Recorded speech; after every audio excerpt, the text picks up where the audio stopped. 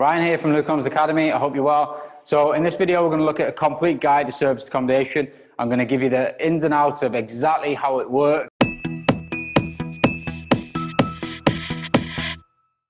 So let's start. If you don't know what serviced accommodation is, basically in brief, it's where you take a property and you run it as a mini hotel. So you advertise on channels such as Airbnb and Booking.com, and what they then do is drive the bookings to your property. People then make a booking for however many nights. You know, we have a 2-night minimum stay. Some of our properties have a 3-night minimum stay depending on the location, but typically 2 nights. So they need to book 2 nights or more at your property, and then they'll come and they'll stay in your property. They'll use it as though it's a home away from home, a mini hotel as such, and then they go on with their life and their journey wherever they're going. So what we then need to do is put all the pieces of the puzzle together in the middle of it all to make sure that it's a functional operation, that we get no hassle, that we get good reviews, and ultimately that we make money from it. So why would someone do this?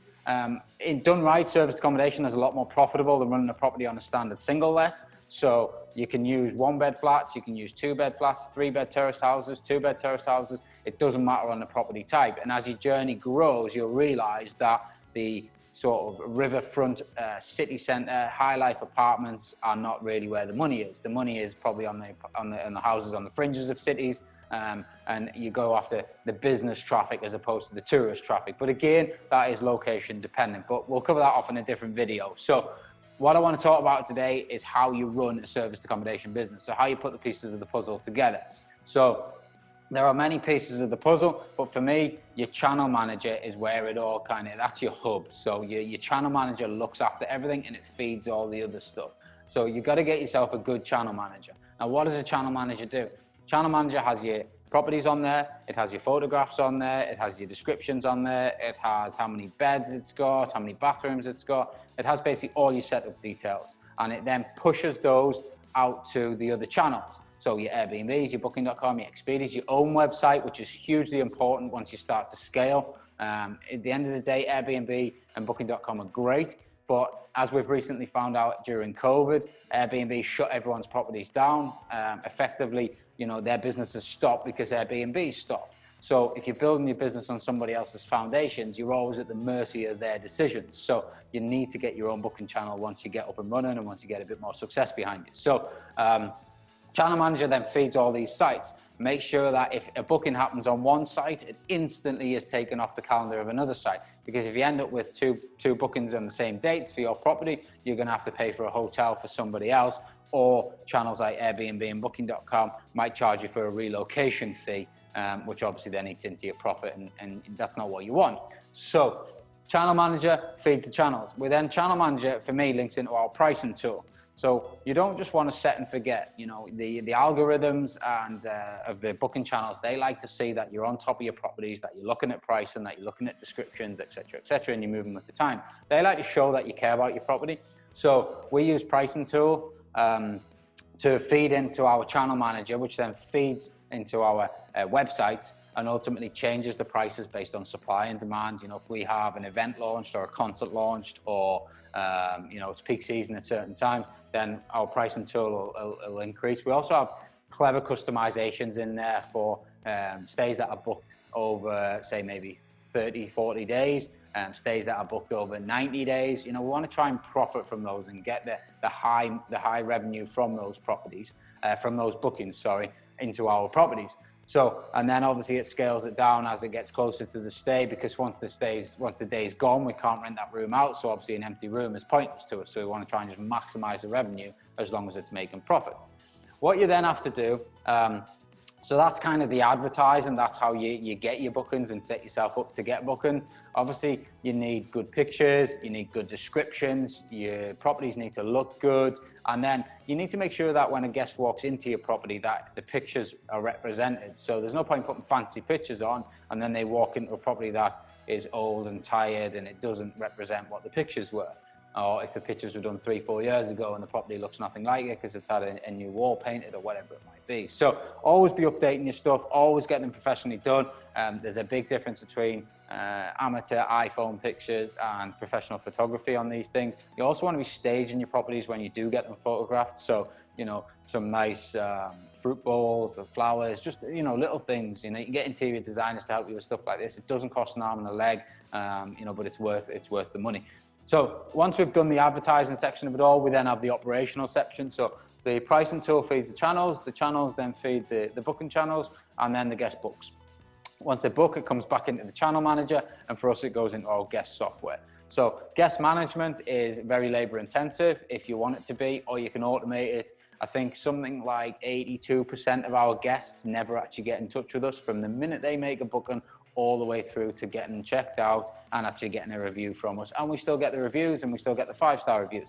Just because we're not speaking to them doesn't mean that we're not contacting them. All we've done is set up a lot of clever softwares that talk to each other, and at the right time they issue the right message to the guest, make sure that we get our contracts signed, our IDs verified, and make sure that everything goes through the system as planned. And ultimately we can then be a good host.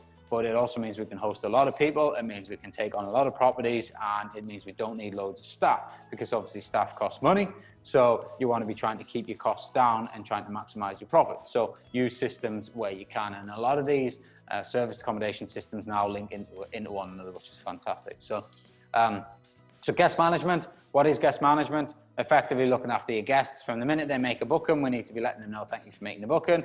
This is how you're going to access the property. These are the information, these are the further details that we need from you. And you know, if you're collecting a deposit as well, we're going to need to take that deposit. So again, softwares can do all that for you if you get the right ones. There's an abundance of softwares out there for guest management, but good communication tools. Ours creates an app, and it's also got a chat function, so they can get in touch with us if they need it. Typically, a guest will only get in touch with you if they can't get into the property, if there is a problem when they walk into the property, i.e. they can't get the heating to work, or there maybe is a cleaning issue that was missed or doesn't meet their expectations. So, and then we have the channel manager feeding also our cleaners, their schedule. Obviously, when a guest checks out, we want to get that property turned around as quickly as we can.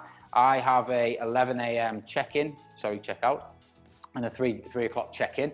So that gives us 11 till 3 to clean those properties and get them turned around for the next guest. Typically, we do have a lot of same-day stays, so we do need to get them turned around. And we have a very handy maintenance team on hand if we walk into a disaster, or if we walk into something that's been broken and needs fixing for the next guest. Maintenance, we have a priority list of what's urgent, what sort of can wait a day or two, or what needs to be done the next week, and they take action. Again, all fed from our systems. So they get notified, the cleaners would update the information, and then it feeds through. So guest management it's the backbone of the business. You know, at the end of the day, if you haven't got good paying guests, then you're not going to have a long-term business. So you've got to have good reviews, and that falls into your follow-up. So we have guest management, then we have our follow-up, which goes into reviews. But the follow-up is also very important to try and get them back again, because if you can then get another booking, but it's not through the channels, then you're not paying your 15% or your 3% or whatever the fee is through the channel. You're not paying that commission, and therefore it's pure revenue into your back pocket, which is ultimately what we want. So, and a lot of these people are traveling for business, so they do come back to the areas quite often. So follow-up is hugely important for us in the business. And then your channel manager into your operations side of things, so cleaners, linen, and maintenance. So we have the cleaners. These are, and I'm gonna actually circle this because they are the backbone of your serviced accommodation business. If you do not have a good cleaner, you do not have a serviced accommodation business. And as you scale, you need cleaning teams, you need good cleaners, and you need reliable people. You need people that know how to clean a serviced accommodation unit. There's a big difference between a residential cleaner and a cleaner that knows how to do hotel type business. So, you know, at the end of the day, your residential cleaner is not going to go in your fridge and check that everything's been emptied out. They're not going to, they might make your bed, but they're not going to check your bed for hairs or, you know, leftover stuff. They're not going to probably go under your bed and check for a dirty sock. So it's hugely important that you get your cleaners on board. And I see it time and time again where people try and nail cleaners down to the lowest possible price that they can. And they don't give them any value in the business. They are your business. Without your cleaners, you do not have a serviced accommodation business. So trust me on that one. Find a good cleaner and work with them and make them feel involved in the business. And then ultimately your linen. Now this can be done on two fronts. So One is you can buy maybe 2 or 3 sets of linen and maybe get your cleaner to actually either drop it off at the laundrette after each stay or actually clean it themselves. Sometimes if you've got the right equipment in the properties, they could be doing it as they're cleaning, but typically they're probably gonna have to take it away. So you'd always have kind of a spare, a one on the bed and a one in the laundrette.